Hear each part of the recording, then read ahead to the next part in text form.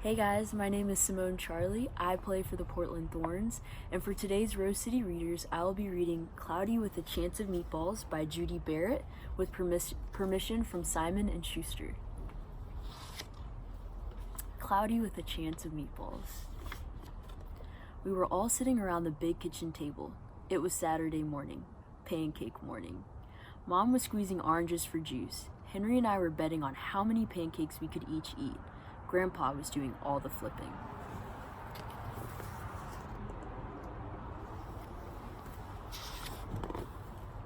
Seconds later, something flew through the air, headed straight towards the kitchen ceiling. It landed straight on Henry. After we realized that the flying object was only a pancake, we all laughed, even Grandpa. Breakfast continued quite uneventfully. All the other pancakes landed in the pan. All of them were eaten, even the one that landed on Henry.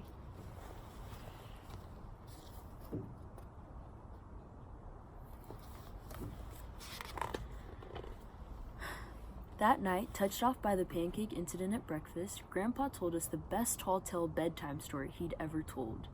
Across an ocean, over lots of huge bumpy mountains, across 3 hot deserts and 1 smaller ocean, there lay the tiny town of Chew and Swallow.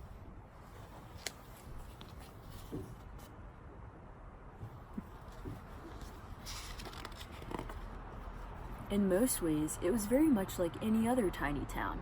It had a main street lined with stores, houses with trees and gardens around them, a schoolhouse, about 300 people, and some assorted cats and dogs.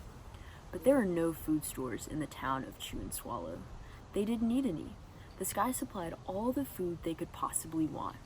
The only thing that was really different about Chew and Swallow was its weather. It came 3 times a day, once at breakfast, once at lunch, and once at dinner. Everything that everyone ate came straight from the sky.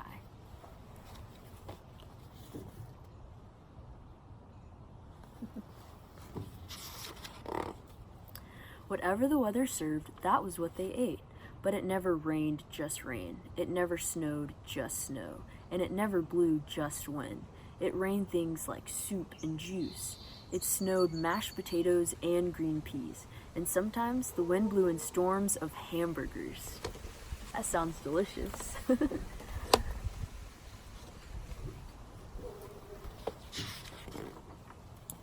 The people could watch the weather report on television in the morning, and they would even hear a prediction for the next day's food.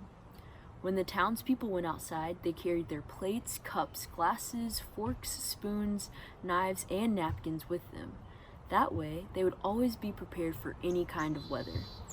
If there were leftovers, which there usually were, the people took them home and put them in their refrigerators in case they got hungry between meals.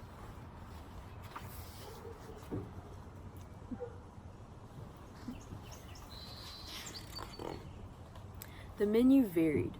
By the time they woke up in the morning, breakfast was coming down. After a brief shower of orange juice, low clouds of sunny-side-up eggs moved in, followed by pieces of toast. Butter and jelly sprinkled down for the toast, and most of the time, it rained milk afterwards.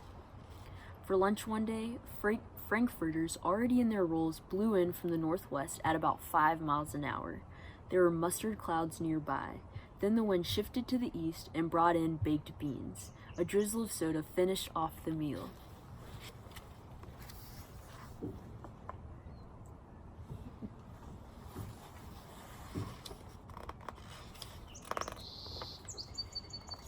Dinner one night consisted of lamb chops, becoming heavy at times with occasional ketchup.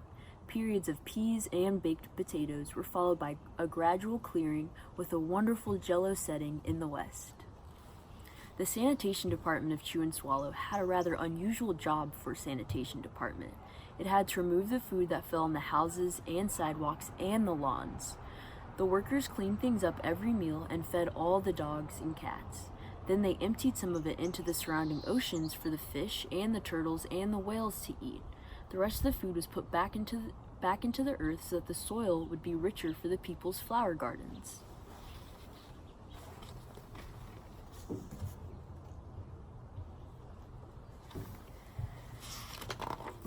Life for the townspeople was delicious until the weather took a turn for the worst. One day there was nothing but gargonzola cheese all day long. The next day there was only broccoli, all overcooked. And the next day there were Brussels sprouts with peanut butter and mayonnaise. Another day there was a pea soup fog.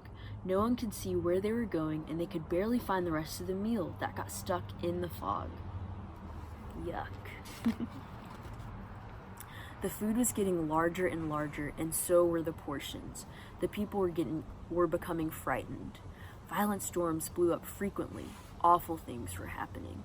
One Tuesday, there was a hurricane of bread rolls all day long and into the night. There were soft rolls and hard rolls, some with seeds and some without seeds. There was white bread and rye and whole wheat toast. Most of it was larger than they had ever seen bread and rolls before. It was a terrible day. Everyone had to stay indoors. Roads were damaged, and the sanitation department was beside itself. The mess took the workers 4 days to clean up, and the sea was full of floating rolls. To help out, the people piled up as much bread as they could in their backyards. The birds picked at it, but it just stayed there and got staler and staler. There was a storm of pancakes one morning and a downpour of maple syrup that nearly flooded the town. A huge pancake covered the school. No one could get it off because of its weight, so they had to close the school.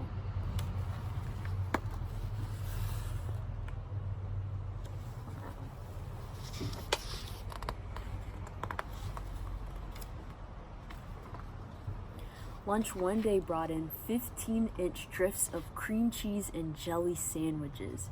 Everyone ate themselves sick, and by the end of the day, everyone had a stomachache. There was an awful salt and pepper wind accompanied by an even worse tomato tornado. People were sneezing themselves silly and running to avoid the tomatoes. The town was a mess. There were seeds and pulp everywhere.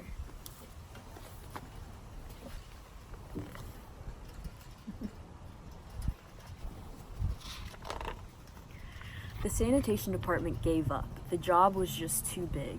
Everyone feared for their lives. They couldn't go outside most of the time. Many houses had been badly damaged by giant meatballs, and stores were boarded up, and there were no more schools for the children. A decision had to be made to abandon the town of Chew and Swallow. It was a matter of survival.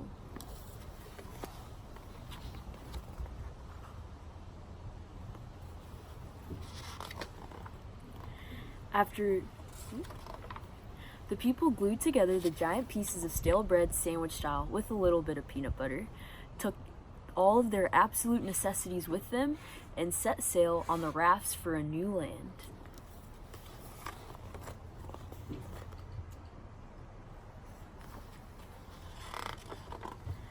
After being afloat for a week, they finally reached a small coastal town which welcomed them. The bread had held up surprisingly well enough for them to build temporary houses for themselves out of it. The children began school again, and the adults all tried to find places for themselves in the new land. The biggest change they had to make was getting used to buying food at a supermarket. They found it odd that food was kept on shelves, packaged in boxes, cans, and bottles. Meat that had to be cooked was kept in a large refrigerator. Nothing came from the sky except rain and snow. The clouds above their heads were not made of fried eggs. No one ever got hit by a hamburger again. Nobody dared to go back to Chew and Swallow to find out what happened to it. They were just too afraid. Henry and I were awake until the very end of Grandpa's story. I remember his goodnight kiss.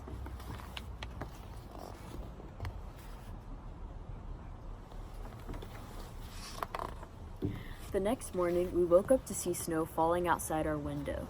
We ran downstairs for breakfast and ate it a little faster than usual so we could go sledding with Grandpa. It's funny, but even as we were sliding down the hill, we thought we saw a giant pat of butter at the top, and we could almost smell mashed potatoes.